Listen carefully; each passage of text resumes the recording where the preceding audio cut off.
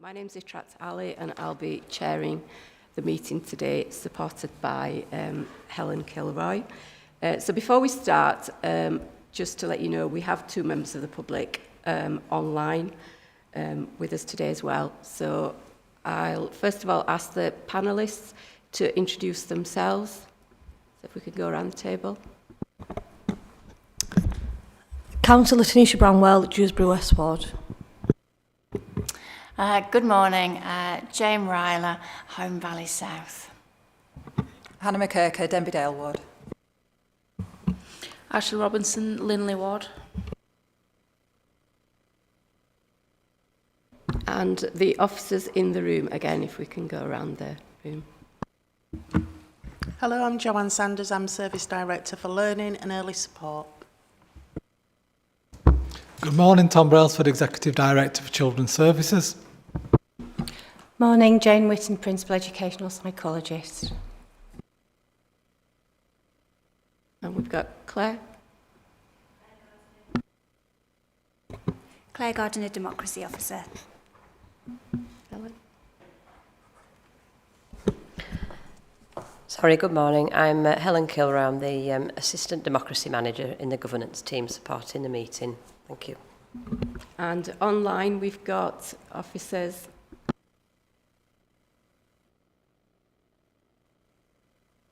Vicky.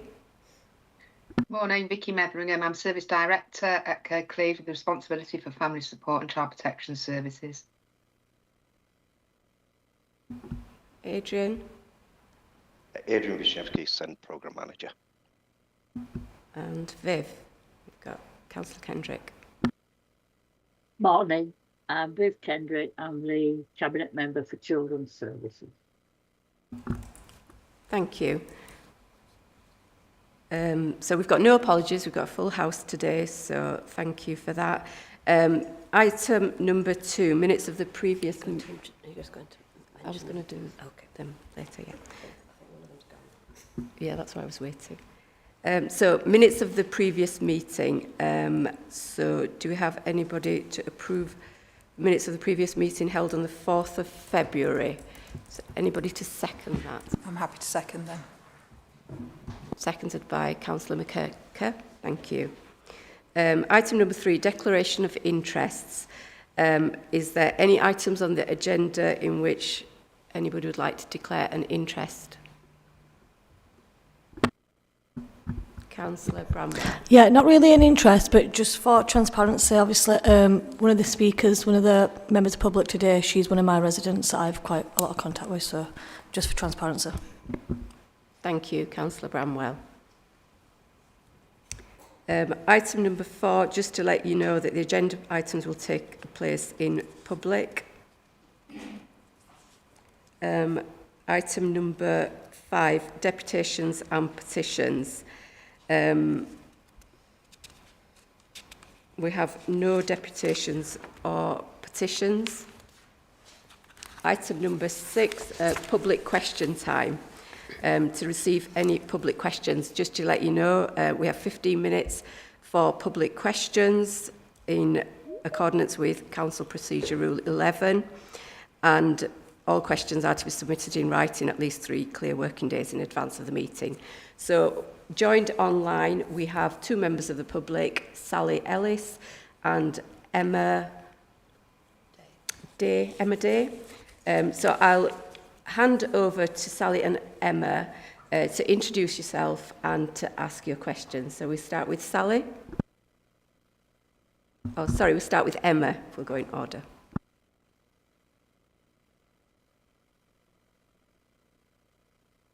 Emma, if you'd like to unmute yourself and ask your question. Oh, I think we've got some technical issues and Emma has exited the meeting. So over to Sally Ellis, if you want to unmute yourself, introduce yourself and ask your question.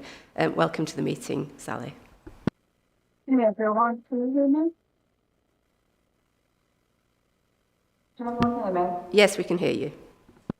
Sorry, I'm new to this. I'm mum to Zach, a SEN child in mainstream. My question is related to a special educational needs and disability SDN Tribunal case in Kirklees. Could the panel please provide 1, the total number of active appeals currently lodged in the first tier tribunal send where Kirklees Council is respondent. 2, an active breakdown of these active appeals by the nature of the appeal, refusal to access, refusal to issue an EHC plan, contents of the EHC plan, etc. 3, the number of the tribunal orders on the concluded hearings that the remaining outstanding where the local authorities has not yet fully implemented the required actions within the statutory time frame. 4, for the outstanding tribunal orders, the length of the time elapsed since the order was issued. This information will help provide the transparency regarding send disputes and the authorities' compliance with the tribunal decisions, which impact some of our most vulnerable children. Thank you. Thank you for your question, Sally.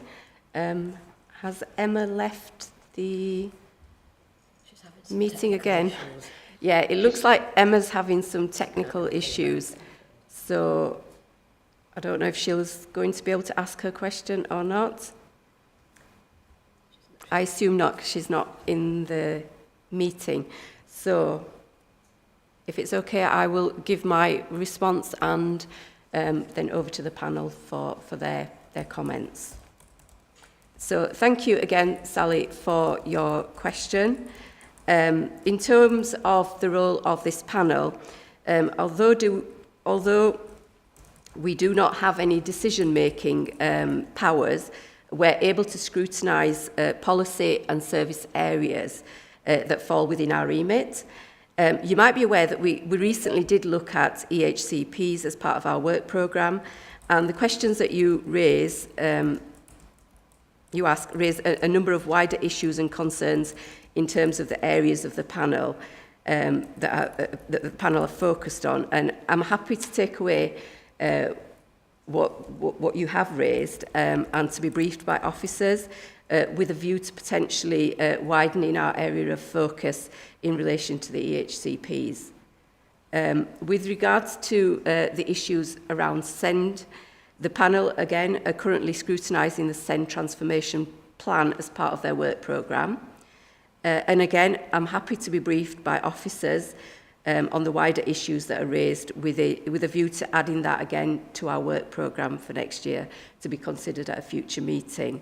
But I would like to say that if you'd like a more direct response to your questions, the best course of action would be for you to submit those to the decision makers, and they lie either at cabinet level or council. And you have an opportunity, again, to submit those questions to cabinet or council or to attend in person, and that will ensure that you get a detailed response. Would the panel, over to the panel, would you agree with this course of action? And do you have any comments to add? Councillor McKirker. Yes, thank you. So I'd wholeheartedly agree with that suggestion, and I think that I think several of the panel members have already indicated, but hopefully all the panel members would be happy to meet with officers for that briefing and to then look at our work plan going forward to see if we can bring some of these issues under the remit of this panel. Thanks, Councillor McKirker. Councillor Riley. Yes, if I can agree with that too, I think it would be very helpful to have that discussion with council members. So any further comments? So it looks like we have agreement from the panellists. I'd like to take the opportunity to thank you, Sally, for your question, and thank you for attending the meeting. Sadly, we did have some technical issues with Emma, and she wasn't able to ask the question. I'm sure if she submits the question, she'll get a response from the appropriate officer in line. And Chair, sorry. Councillor McKirk. I just wondered if, given that Emma's not been able to join and hear that discussion, can we make sure that she gets a full response to what was what was raised? Oh, okay. Yeah, we can try and ensure that that's the case. Give the opportunity to ask a question. You've actually given your response. Yeah. But I think you're going to need to. It's up to you. I think you should ask that. Yeah. So we've got Emma on back online. Can you hear us, Emma? Yes, sorry. I tried to dial into the call 15 minutes in advance and was admitted after the start time for the meeting. So I'd hope to get any technical difficulties out of the system. But if you can hear me now, I have my question prepared, and if the panel time allows, I'd be very grateful for the opportunity to read it out. Yeah, Emma, we can hear you, and apologies for the technical difficulties. I think you came in and out of the meeting a few times. Yeah, we have got a bit of time. I'm happy for you to ask your question. Over to you, Emma. Perfect. Thank you very much. My question relates to EHCP placement decisions and adherence to proper consultation procedures. There appears to be a concerning pattern where educational settings are being named in final EHCPs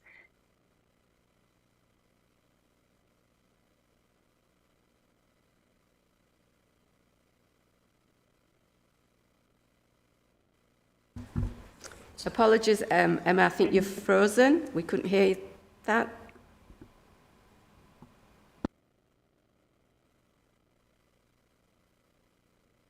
Can you hear us, Emma? I'm really sorry, Emma. You seem to be having technical difficulties. We can't hear you. So I'm going to have to move on. And we can arrange for a response for you, a written response, if you want to make contact with me. Is that okay? She can't hear. So apologies for that. So we are going to have to move on. So I'd just like to say thank you to Sally and Emma for your questions. I'm happy to meet with officers and panellists at a later date to discuss the course of action in relation to both of the questions that you've raised. And we can update you on the outcome of that, if that's okay. Is that okay? Any more comments before I move on? No. So with that in light, I call agenda item 6 to a close and move on to agenda item number 7, new initiatives of schools working in clusters. So the panel will now consider a report providing an insight into the new initiatives of schools working in clusters. So I'll call upon Jo-Anne Saunders, Service Director, to give us an update. Thank you. Thank you very much. I've got my colleague Jane, who introduced herself earlier, so she may help to contribute because she's been integral to some of the developments of our cluster working. So I think you've got quite a detailed report that's been submitted, and really wanted, this is early days in us taking forward a cluster initiative in Kirklees, but we really wanted to be really open and transparent about how have we got here, how are these new arrangements helping to support our children and young people and families with additional needs? How are they operating, and what are we doing to make sure that we are checking and challenging each other across the development? So, what are clusters? So, this is when we bring together our mainstream schools, so primary and secondary schools, and I know we've got 3-tier systems, so first, middle and high schools, but bringing them together in geographical groups, so sensible geographical groups, and school SENCOs working together to be able to discuss emerging needs of youngsters and be able to receive help and support from a team around the cluster. It also gives an opportunity for us to work collaboratively, so it's not just the local authority and neither is it just the schools, but it's us working together to find ways we can support families early on, particularly by making arrangements for some funding to sit around the cluster, whether that be to support individual children, groups of children, to support opportunities for training, etc. So why clusters? So some while ago, we made contact with somebody called Peter Gray. Peter Gray had produced a report for the Department for Education, looking at innovative ways in which that funding could be used to support children in schools. So we asked Peter whether he would come and work with us in the Kirklees area, and the Council and Kirklees Schools Forum agreed to commission Peter to do some reviewing of our arrangements. So back in summer 2023, Peter undertook this review. He looked at data, but importantly, he had conversations with a range of stakeholders that included parents and carers. It included school head teachers and SENCOs. It included local authority officers, very much to understand what was going on in our local area and whether there were opportunities to do things differently. That took place in the summer, and in the autumn term, Peter fed back his review to all those groups of stakeholders.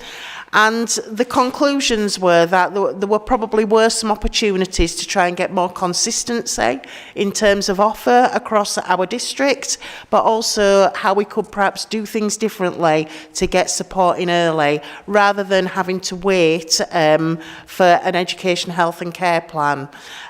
Nobody was ever saying that children shouldn't have education, health and care plans, but the way in which we were organised meant that the only way in which additional funding could be allocated was with an EHCP, and there were definitely opportunities to get support in early. We knew that there were other local authorities that had sort of looked at this way of working and were undertaking some really successful and having some successful impacts for children and young people, and for schools to be supported to meet need up and down the country. So we were really keen to see whether there was something that we could do locally that was right for Kirklees. It's not about picking up a model that was working successfully elsewhere, very much about how might we co-produce something locally. So after Peter fed back his review, what we did was to create a task and finish group that started in October 23 and ran till March 2024. And that was made up of head teachers, school SENCOs, we had primary and secondaries represented, we had professionals like our educational psychology teams, we had our specialist outreach, early years support, because we recognise this is all age, and our parent carer forum. And we worked through a whole set of opportunities, but what we came to a conclusion about key principles that we were going to work together upon. And I think you can see those highlighted in the report. So what makes a good funding system? And if we were going to work together in groups, in clusters, what principles and commitment we were going to make to each other. So very much we culminated the task and finish, and we then had the offer of we grouped our schools into clusters, we did some engagement about those clusters, and we had a cluster who stepped forward and wanted to help us pilot this way of working. And we worked with that cluster during the summer term to explore things that would absolutely work for us to, I suppose, introduce this fully across the local authority in September 2024. We learnt lots. What we didn't want to do is create lots of bureaucracy. We wanted to maximise the time that professional support and advice could be enabled to support children and families. We absolutely wanted this to be a very open and transparent approach with our children and their families, so it was done with them and not to them. And we were able to do lots of lessons and shaping and developing advice, guidance and like handbook information to support the full introduction from September. So we did start in September. We've got 17 clusters of schools. There's different sizes of clusters, but what we tried to do was make that sensible so that it would work from a geography point of view. We wanted to be able to make sure that we had all age clusters so that primaries and secondaries could share expertise, and we were very much thinking about opportunities for transition. And what we did from a council perspective was to organise our teams so that they could be aligned to the 17 clusters to establish that team around the cluster. We also introduced 2 roles. We've got cluster area leads. So each of those roles looks after 2 of the cluster areas, and they are helping to share best practice across the geography. So one thing that came through in our task and finish was if there's brilliant practice over in one part of the authority, how can that be shared with all the other areas? So they're really starting to work with our cluster leads, who are Senkos from each cluster, to really establish really positive working practices.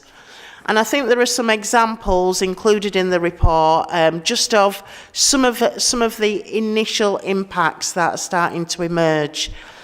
Jane, I wonder if you might be able to give us a couple of examples of what's actually happening in a cluster. Absolutely. At each cluster meeting, there's opportunity for schools to bring individual cases where are the concerns. They can bring cases around groups of children and young people, or they can talk about school-wide issues. The benefit of bringing everybody together is it enables us to be really clear about what some of those key challenges are and those common challenges and common threads that exist amongst the schools, but also to be able to capitalise on that expertise that sits within that group, because what one school may be struggling with, another school may have found some really positive solutions to. The beauty of it is, and we get this feedback from our Senkos, that not everybody's taking cases, and you don't, even if you're not taking a case, there is learning to be had. So we get comments from Senko saying, actually, when you spoke about that particular young person, it reminded me of children back at school, and I can take away that advice and the strategies that you've been given. As part of the discussions that we have, there's a really clear structure to them. It's very easy, isn't it, when somebody presents a problem for everybody to jump in with solutions. What's absolutely critical is that there's a shared understanding of that problem amongst the group, and that comes through enabling those questions to be asked of the members of the group. That enables that clear understanding of what the issues are, and then that supports with coming up with solutions that actually fit with what's really going on. I think some of the really positives around this are around that kind of real drive to want to be looking at what's happening collectively. You know, where we've got shared challenges, how can we use the resource that's within the system, and whether that's sort of from school to school or from team around the cluster, to build capacity across all of our schools. We've had some lovely examples of schools going to visit other schools. Because it's organised geographically and it's about localities, nobody knows everything, do they? So we might have somebody from a school who knows about a particular organisation within that area that then can then inform other people about that. So there's a real opportunity for sharing expertise, sharing resources. We've had a number of examples where we've had some shared training needs that have been identified, and that they're happening on a cluster-wide basis, and there's real clarity around that, around, you know, what is it we're wanting as an outcome for this, how are we going to implement and embed any training and learning that we have. So we are seeing a lot of positives from it, but it, like Jo says, it is early days and it is a big change. Thank you, Jane. I think this is not just about money. In fact, if you look at some of the examples, it's been much less about funding. It is really important, though, that we are able to give some control to our schools to be able to utilise funding as early as possible. Even if a youngster then does end up with an EHCP, then they've been able to access support. But that's done in a shared way, and it's open and it's transparent. And it is early days. So we've been working in this way since September 24. And we are nearly at the end of a second term. So it is early days. We have put in a review to take place to see whether we can develop with feedback. We're taking feedback all the time. How can we adjust? But it's not the local authority doing this to our school system. It is being shaped together and refined together. Nothing set in stone. We want to make it work and be as least bureaucratic as possible, but that opportunity for sharing great practice, for being coordinated about this approach, and it very much being in local areas, I think is incredibly positive. We recognise this is huge system change. This is a huge undertaking. It's not just a little bit, it's everybody working differently. And definitely, I think we've been clear there are some challenges around communication. It takes time. I think people are always anxious when it comes to money. I think because of special educational needs and disabilities is a national issue. There's a lot of angst, whether it's for schools or parents, and we recognise that we cannot over-communicate and over-engage about this, and do lots of listening so that it's shaped together. So we recognise that. I think people in the autumn term, we were all finding our feet and developing relationships. Trust is really, really important. But actually, some of the initial feedback, and we are regularly meeting now with our cluster leads and area leads to do lots of listening, but also to hear back from head teachers. Some of the early bits of feedback really make me quite emotional in the respect of the opportunities that are being enabled. I think it's going to, let's be honest, it's going to take a little bit more time for that to get fully embedded. But I just think, we have to be brave. We have to be brave in a system whereby which there's lots of pressure, lots of challenges. And if this enables us to identify need early and be able to meet that need as soon as possible, then if youngsters are in receipt of an EHCP, then we've already got lots of support wrapped around them. So I'll leave it there if that's okay, Chair, and happy for us to take any questions. Thank you both for that, for a really comprehensive update on the report. Panellists, I think Councillor McKirker, you have a question? Thank you. Thanks, Jo. My first question is hopefully an easy one to answer. Are we able to now arrange visits to come and see the cluster working? I know originally you were like, can we let it embed and let people settle in and sort of work out how this is going to work? But it would be useful to know at what point we could come along, because it is such a new system.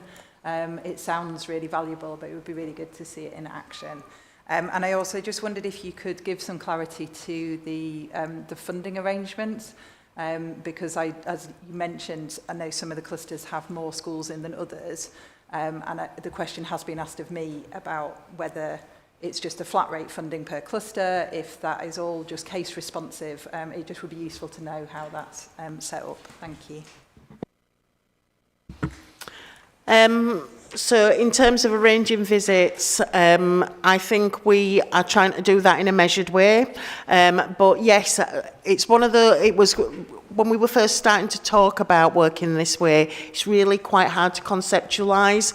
I think when people see it in action, we enabled one of our health colleagues to come and observe, who was, maybe hadn't quite got the concept, came away and said, actually, wow. So yes, I think we can. Obviously, we have to work with our cluster leads, but yes, I think we can. We'll do that in a measured way. And I know, because now we're getting quite a lot of other people wanting to come and see, I'm talking about other local authorities, as we have had the benefit of seeing other local authorities and how they're operating. So yes, we can. I'm sure you'll contact us. In terms of the funding, it isn't a flat rate. It is irrelevant about how many schools. What we tried to do, we've produced really detailed information. So what we want is for there to be real openness and transparency. So we have a cluster audit statement that shows it's available to all the schools. It shows all youngsters with an education, health and care plan and the top-ups they're receiving. It also shows all the notional funding that sits within a school's budget. It shows some money that the authority already delegates down to schools. We also have some extraordinary funding for some specific youngsters. What we've tried to do is put all that in the frame. We're really clear. We've got a number of schools that host additional resource provisions. That's made very visible, but that is not included in that cluster statement. We had to take a point in time, which is why we had to organise the schools, and we had to stick with that group of schools in the 17 clusters. And what we did look at was there were youngsters who would have left the cluster at the end of last academic year, moving on to opportunities post-16. And what we did was leave the top-up funding in those clusters, and we enhanced it. So that because for the vast majority of youngsters in clusters, they were already in school, so their needs were understood, but there would be new youngsters starting September, new into reception, or new into year 3 or year 7 into schools. They would be new to those schools, and it would be those youngsters in the first instance that might benefit from some additionality. So it's a relatively modest amount of money, but an awful lot of support as not necessarily been a financial solution as well. So it is very much that's how we've started. One of the things that was a real worry was that we would take away everybody's EHCP top-up and then make the cluster redistribute it, and we wanted to be absolutely clear that would have been not legal, and it wouldn't have been the right thing to do. Very much though, as we start to embed this, that will potentially release more funding between the high needs block and schools, and it's that opportunity to be able to commission say speech and language is a defined need across the cluster, then maybe that funding can be used collectively to buy in some additional support. So it is early days in that respect, but I think that's where we wanted to give lots of reassurance that this wasn't taking anything away. In fact, it was introducing additional. I think when we get to the review at the end of spring bank term, we will obviously see how things have played out, whether there's been changes to the school profiles, and that will help us make sure that we stick to those principles, and those principles are incredibly important about equity and not just, you know, but whoever shouts the loudest, that it's very much based on need, and that's done in a fair, open and transparent way. Thank you, Jo. That's really insightful.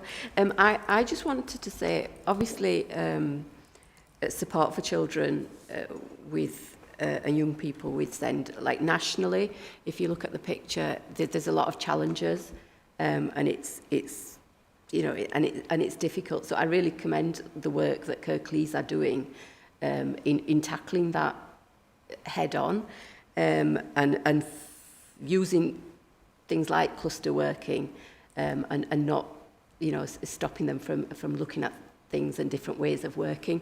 I just wondered, in terms of other local authorities, have you done any collaboration or work or used ideas where they have used cluster working that's worked well? Have we any engagement with other local or national? Thanks, Chair. Jo can pick up on the detail of the cluster models, but I think absolutely that comment about the fact that we're not sitting on our laurels and we're trying to do something different. We know we're having quite a lot of conversations with the DFE at the moment about the fact that we think the current system doesn't work for parents and families, it doesn't work for us as a local authority, and it doesn't work for the wider system. So whilst we know the reform is coming and there's going to likely be a white paper, in the meantime, we need to do something about that for our children and families in Kirklees. And we've worked quite extensively with the Department for Education and NHS England. And just to flip your question on its head, really, what we're being asked to do is showcase our examples of good practice nationally and regionally. So what we're doing is quite at the forefront of taking some managed risk and doing things in a creative way. Which is really interesting. But the cluster model had been tried in a couple of other areas, which we have been in touch with, and obviously Peter Gray had done a lot around that as well. So I think there's something about making sure while we're waiting for reforms, we're doing the right things. And I guess that approach really is, as we all know, intervening as early as possible. So, you know, the clusters allow us to put funding in when it's needed without waiting for a plan. We want our communities and educational settings to be as inclusive as possible, so we're supporting them to do that. And in terms of the additional resource provisions, you know, the kind of schools within schools, that really helps us do that. Rebuilding 2 special schools will give us increased special school places that we need, and also the way our special schools work with mainstream settings around satellites. So the thing that's important is that clusters aren't the answer in isolation. They're part of the solution to us better supporting our children and families. And, you know, whilst we have had challenges around our statutory 20-week compliance, you know, we have no backlog now.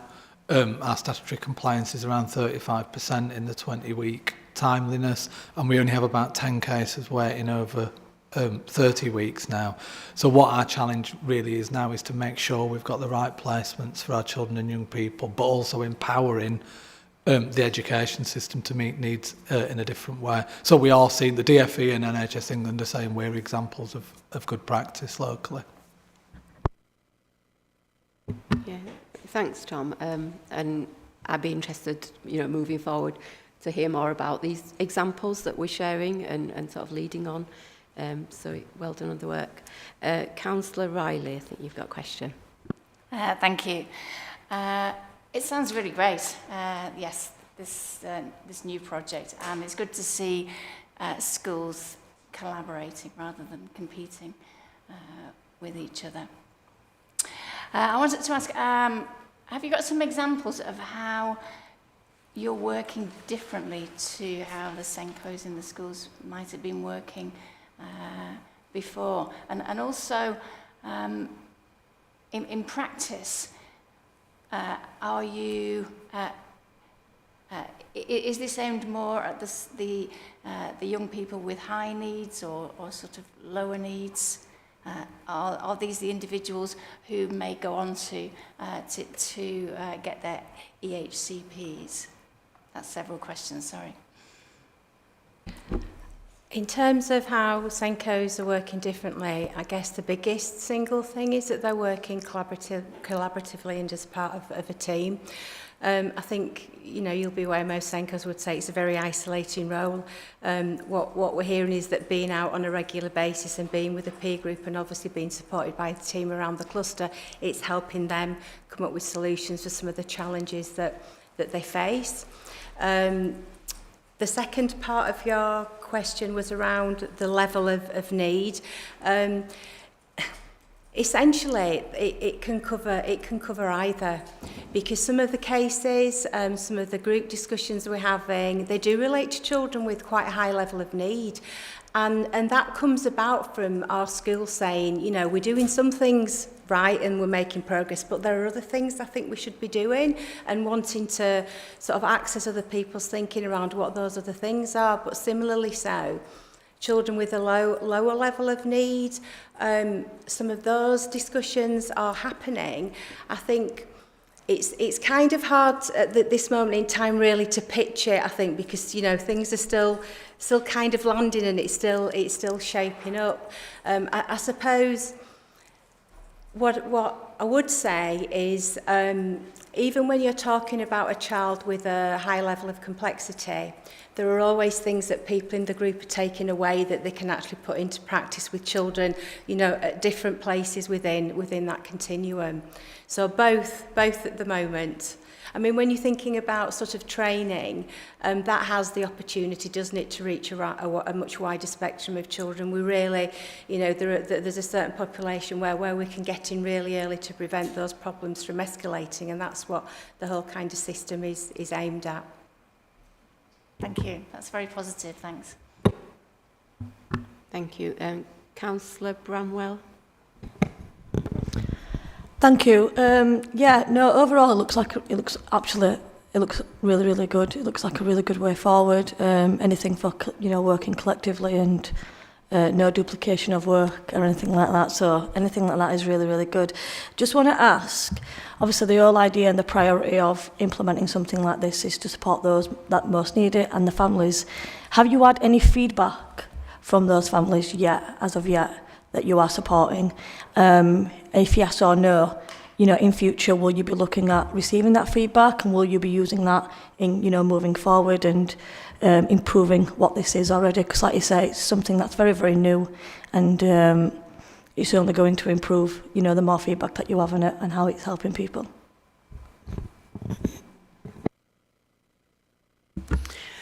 Okay, so the way in which the system works, it's down to individual schools to put forward children they wish to discuss. There's a letter, so it's done with the parent.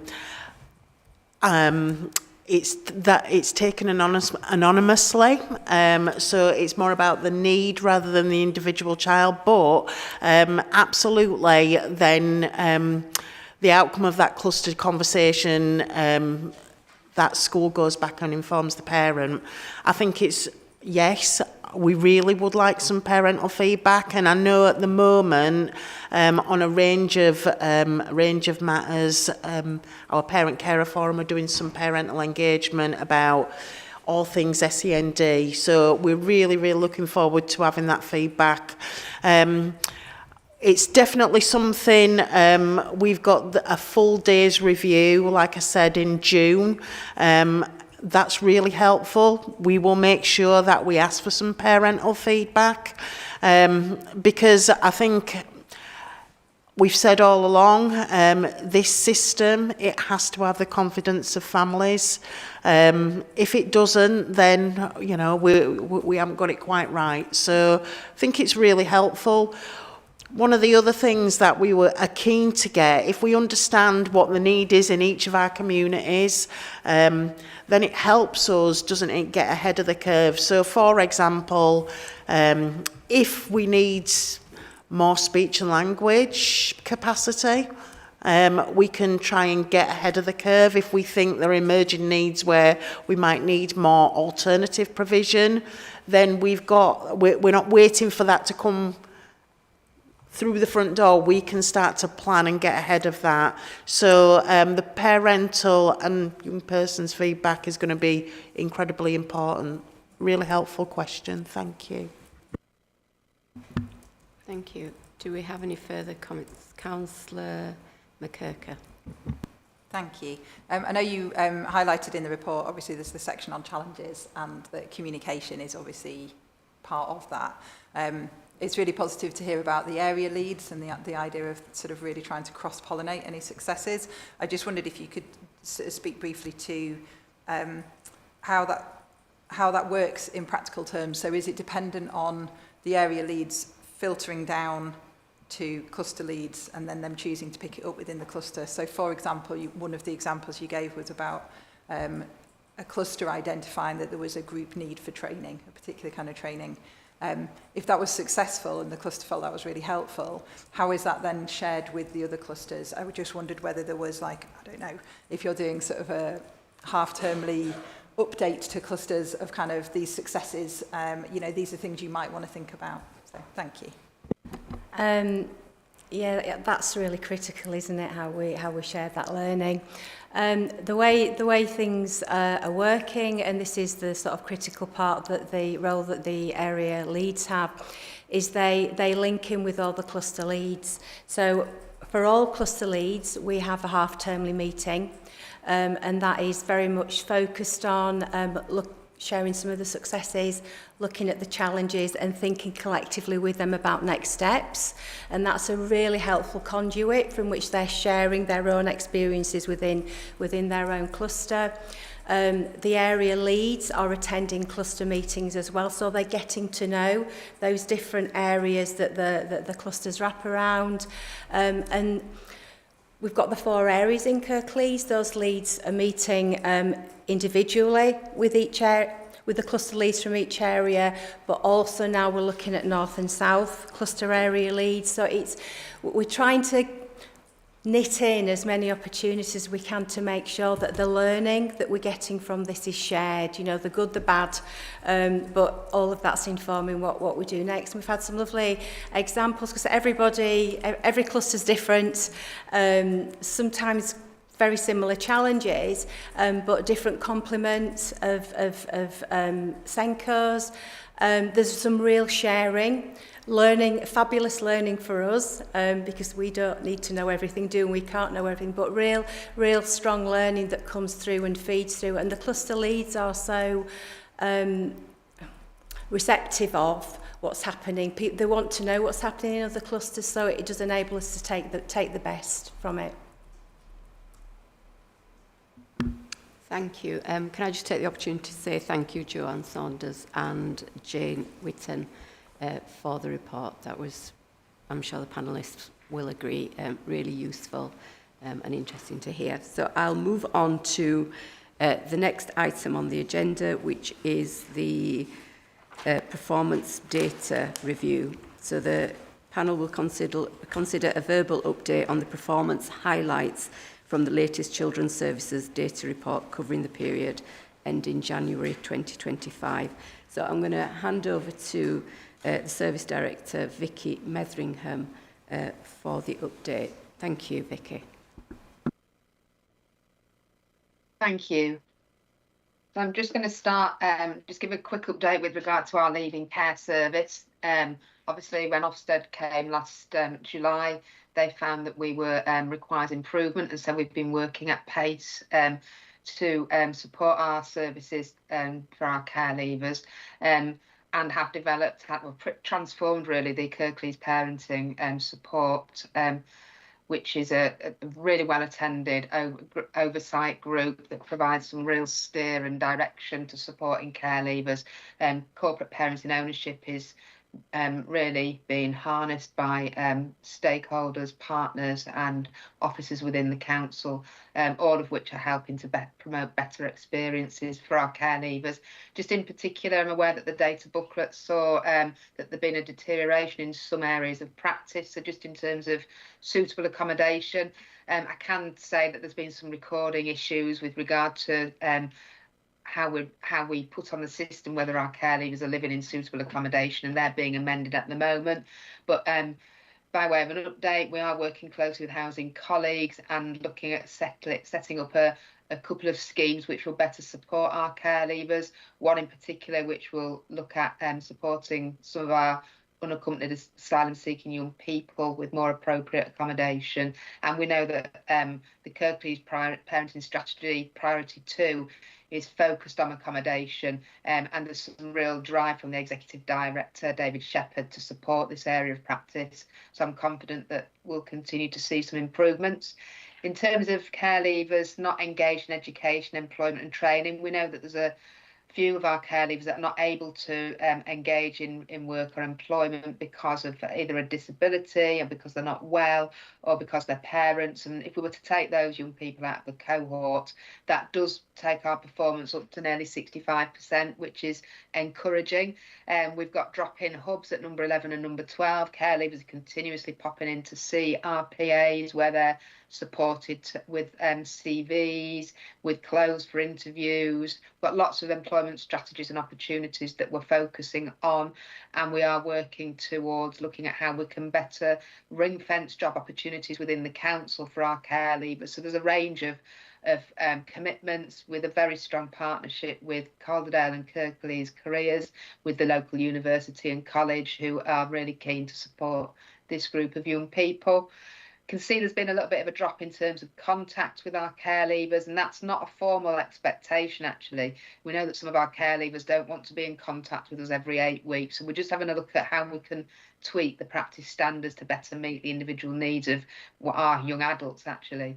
And in terms of how often we're in touch with our care leavers, we've got continued oversight to make sure that we are recording when our personal advisors see young people and when they update their pathway plans. We have introduced a new pathway plan approach, which is called My Pathway Plan, with the vision being that we complete them with young people and that they own and understand those pathway plans. There's been a little bit of a deterioration in the performance. We had a bit of sickness that impacted on that. But in short, there's a real robust performance management structure within the service, and we have recruited some more PAs and looking at how we can support some additionality to the service. And then just in terms of a couple of areas with regard to young people who go missing, the data booklet suggests that the number of children have gone missing on more occasions. So just wanted to say that there has been a change in the mechanism used by the police to record missing episodes, and that has significantly changed and does impact on our data.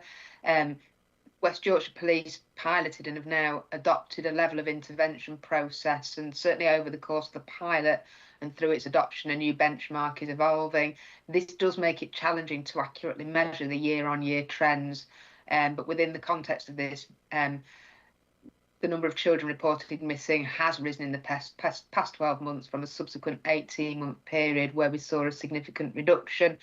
But work, including partnership auditing, is ongoing across West Yorkshire so that we better understand the impact in the change of the policies and protocols.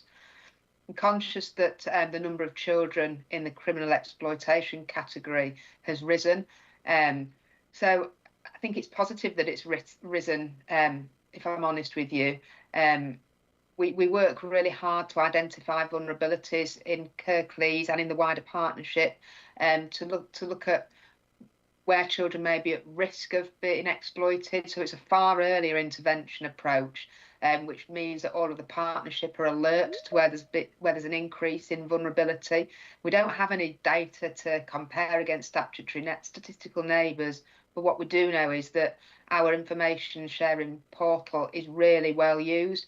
We're well cited on exploitation, and we are really alert to where where vulnerabilities are identified that could lead to a child being exploited, and have developed a multi-agency platform where these young people's the individual circumstances are scrutinised through our weekly exploitation screening panels. Reducing risks our priority, and through the identification of those vulnerability factors, we're able to put in place some bespoke and targeted work for young people across the agencies, where we develop plans to reduce risk. So whilst the number of young people identified as being at risk of criminal exploitation, we've seen a reduction over the past 2 years, we remain confident that the key partners and ourselves are identifying those vulnerabilities. We do have a youth engagement service in Kirklees, and they are integral to the identification, planning and implementation of specific plans, where we work to support young people and share intelligence about targeting perpetrators and potential perpetrators. Thank you. Thank you, Vicky, for that update. Over to the panellists. Any questions or comments?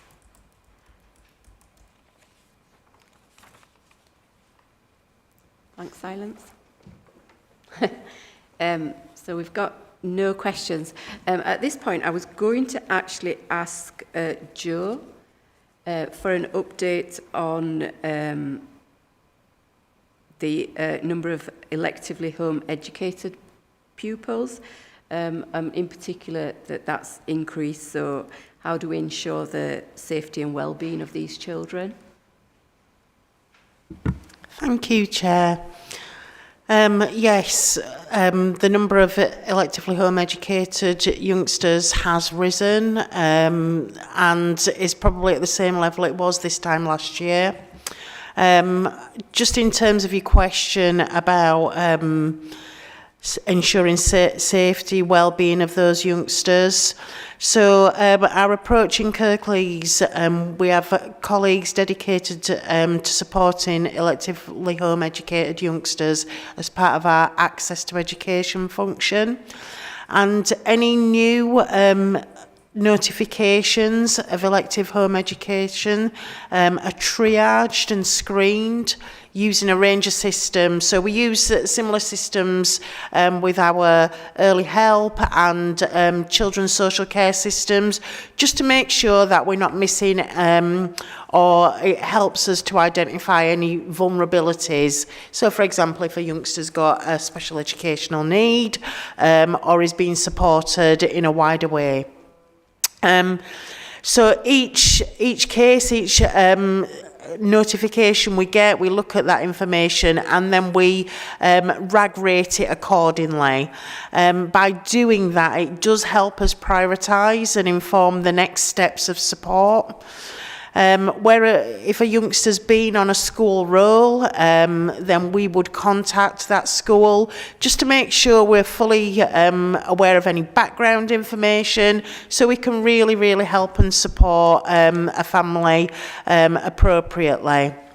And we're always, we'll engage with the family. We want to explore what's led to a parental decision, and whether, that that parents are clear about what it entails and what help and support they're entitled to. And we'll have a conversation about any safety or well-being concerns with that family. We really value the engagement that we undertake with our parents. There are parents who absolutely, it's their philosophy to home educate their youngsters, and we must respect that. We will always ask the questions just to understand why families have decided to home educate.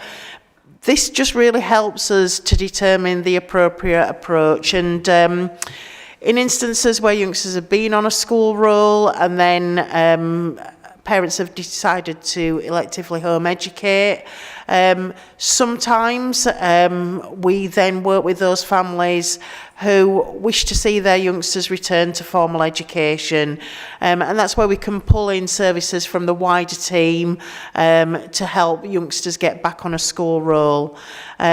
Sometimes at the time it's the right thing to do for the family, but then that can mean it's not sustainable, so we want to be able to support that youngster reintegrate.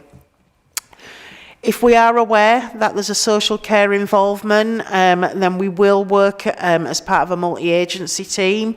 We have to, and this is further going to be strengthened as part of Children's Wellbeing and Schools Bill about the suitability of home education, and we'll work as part of a multi-agency team to make sure that all factors are taken into account, specifically any challenges around safeguarding.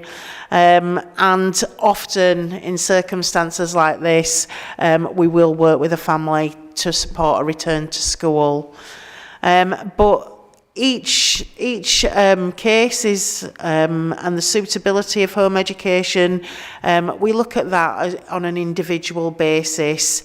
And as part of that process, our team look at the holistic needs of the child. We'll look at the learning environment, creating opportunities for socialising and supporting families to access the support that they're entitled to. That might be wider support when it comes to things like health support. If we've got concerns, if we are concerned, there is a robust process in place, and if we must, we will take that formal action as appropriate. Thank you. Thank you, Jo. Councillor McKirker. Thank you. Thanks, Jo, for that update. I just wondered if you could just say how this fits within the Healthy Child programme, so that we're ensuring that children who are never on roll at a school are also picked up and sort of have this sort of support and oversight. Thank you. Thank you. Thanks for that question. Yes, our Healthy Child programme looks after all youngsters, and there's a statutory entitlement, and we've got some mandated visits. One of the things that we do is make information available for parents, and we will absolutely work with our provider to look at all children. We're able to track all children because we receive information from government about the numbers of children residing in our area. We are just having a look with our public health colleagues who commission the Healthy Child programme about opportunities to further strengthen this, but sometimes people don't always understand or take up the things that they're entitled to. But it's really, really important for us that we're checking that every child is accounted for, which is why, again, under that access to education, we have a children missing from education function, and particularly since there's been expansions to a free early education entitlement and childcare entitlement, we do an awful lot to make sure, again, parents are aware of their opportunities and to understand reasons why people don't take that up. So tracking wherever every one of our youngsters are is incredibly important in that respect. Thanks. Thank you, Jo. Any further comments or questions for either Vicky or Jo? No? No? So in that case, I'd just like to say thank you, Vicky and Jo, for the update. That was really useful and helpful. So moving on to the next item on the agenda, pre-decision scrutiny. So the panel will consider any potential areas of pre-decision scrutiny. So we've got service directors, and I think we've got Councillor Kendrick online as well. Any update on areas of focus that will affect the panel that you can think of? I don't think so, Chair. I don't think there's anything that we'd think needs bringing to pre-decision scrutiny at the moment, but happy to have a wider discussion at a Chair's brief if that's helpful. Thank you.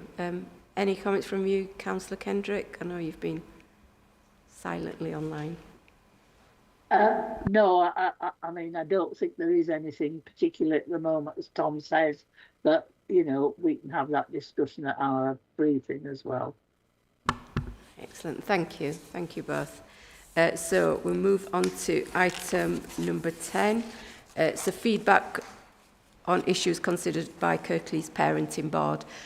Sadly, I was unable to attend the last Parenting Board due to ill health.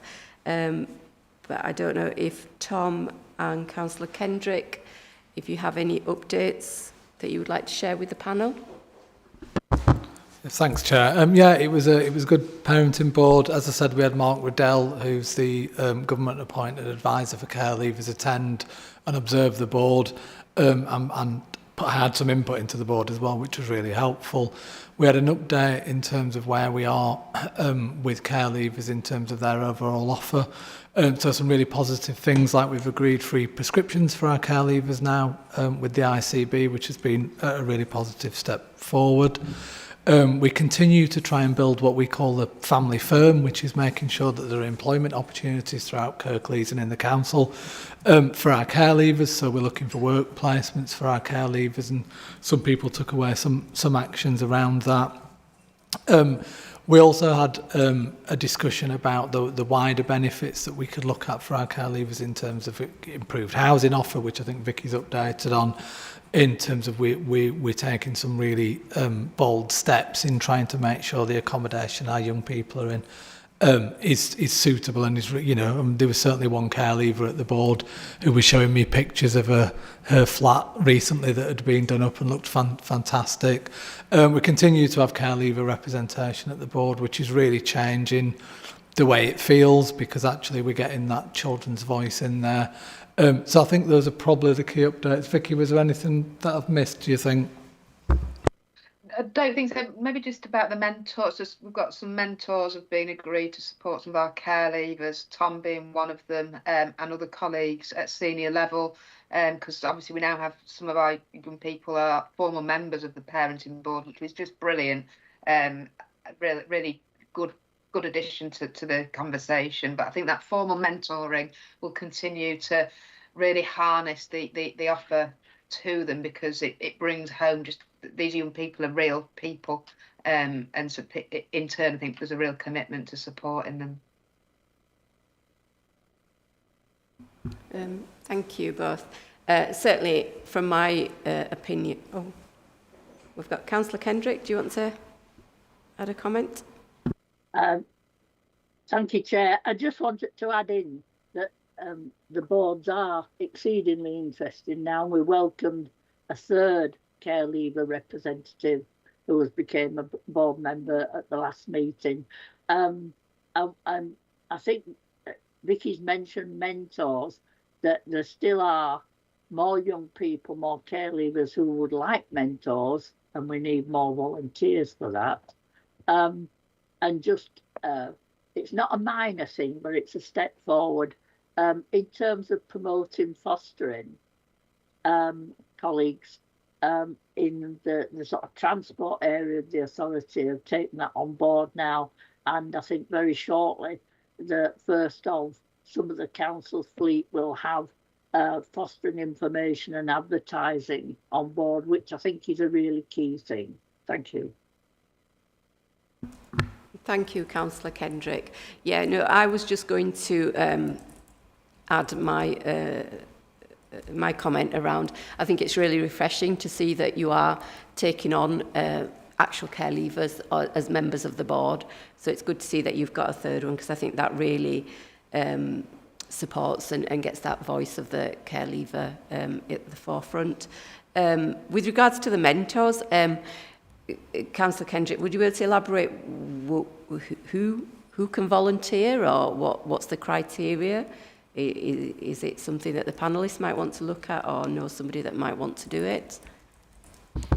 Absolutely, Chair. I mean, I think it's just a general call out for people who would like to be a mentor for a care leaver. So I volunteered to do it. I think our head of HR is doing it. Michelle Cross, the director of adult services, is doing it, and it's just really what it sounds like. It's being a mentor, being a supportive influence for our care leavers to help them kind of move on and achieve their aims. So, I mean, if anyone's interested, more than happy for them to email me or Vicky to volunteer. But I think, personally, I think, selfishly, I think I'll get quite a lot out of it as well as probably the young person, because actually it really keeps us grounded in what's going on for our young people, doesn't it? Yeah, no, definitely. If you want to share details of that, I'm sure within our groups and our networks, there'll be people that would be willing to do that. And the same with the fostering. It was really good to see Councillor Kendrick's presentation at Council on fostering and promoting fostering. And I think we've all been making efforts to do that. Councillor McKercher. Yeah, just to come in on that. Absolutely that. So I have been trying to promote through my own networks about the call out for additional foster carers. I think it would be useful to have some clearer information about the mentoring option on the website. So when I tried to look for what I could share and try and describe the different roles that people could take up, it was difficult to find that as an option, which I knew about. But when you want to put it on Facebook, you want the branded, the nice looking post, and that I couldn't locate it. It may well be there, but it wasn't easy to find. So if that was something we could action, that would be really good. Yeah, absolutely agree. And I think it's probably because we've got to a point where it's an offer that we've just developed. So I don't think it is on the website, but we will ensure it is. Thank you. Thank you all for that. Really useful again. So the final item on the agenda is the work programme and agenda plan. So I'm sure you've all had opportunities to look at the updated work plan. And thank you, Helen, for updating that. So in terms of an update on visits, I had a visit to Front Door on the 11th of February, supported by Helen. It was a fantastic opportunity, actually, to see some of the work firsthand that the Front Door team do. I didn't actually realise the complexity of it and the sheer volume. I was quite flabbergasted with the amount of calls that they get and the amount of work they get through on a day, each day. It was really useful to see them in their own space and how they were located, particularly with like the policing team, and then how they can contact the other teams like social workers, housing, health, all of that. So it was really good to see. Found it really useful. So I would encourage anybody, in the future, if you do get the opportunity to go and meet the team firsthand. I know in terms of, I'm conscious Councillor Smith has got his hand up. Do you have a comment? You can finish. It was about the last point, but finish your point now and then we'll come back to it. Okay. So I was just going to ask for an update because I know that there's been a number of visits.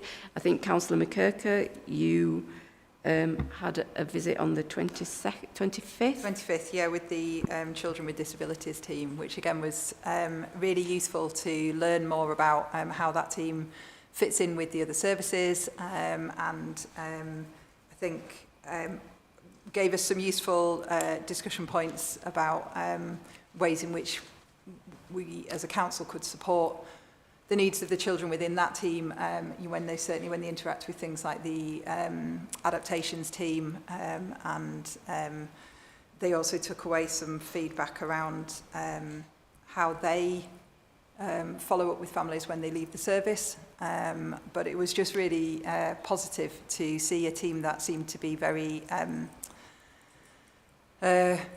again, working very collegiately, working well together. The social workers within that team have a separate caseload to, we know that there is an issue with caseload for the social workers in general, but the social workers within that team were managing their caseload well, and it felt like a very positive visit. So. Thanks, Councillor McKirker. And you've been busy because I was on annual leave. I was unable to attend the Adult Health and Social Care Committee meeting, which we've been doing some joint working as a panel, particularly looking at children's health and immunisation. And so thank you for attending the meeting on the 26th. Have you got anything that you want to comment regarding that? Or? Yeah, sorry, I've got my notes mixed up. So was that the Healthy Child Programme, Helen? Or... Yeah, that's fine. So yeah, so again, that was a really useful cross-panel discussion around the Healthy Child Programme, and looking at ways that hopefully we can see an improvement in the, Joe referenced earlier, the statutory contact points that we should be having with children in that 0 to 5 period, some of which we're reaching and some of which we're not. So yeah, it was a useful discussion to see how we're looking to improve those things. So. Thanks, Councillor McKirker. I think that's it for visits. Anybody got any comments or questions around the work programme or updates moving forward? No. Councillor Smith, sorry. Apologies. Oh, don't worry, it's fine. So I was just going to ask, Tom's left now, but Vicky might be able to answer that. And it's not necessarily a question now, but about the mentoring thing and how much time commitment there would be for that, and whether it might be useful to include, it might be already on the website or whatever it's published on, but I was interested to know how much time commitment, and it'd be useful to include that for other people as well. Thanks. I've just picked it up with Lauren and Steph, who are leading on some of the leaving care stuff. I don't think it's a massive time commitment, but we'll add some of that detail because it's a helpful point. Thank you.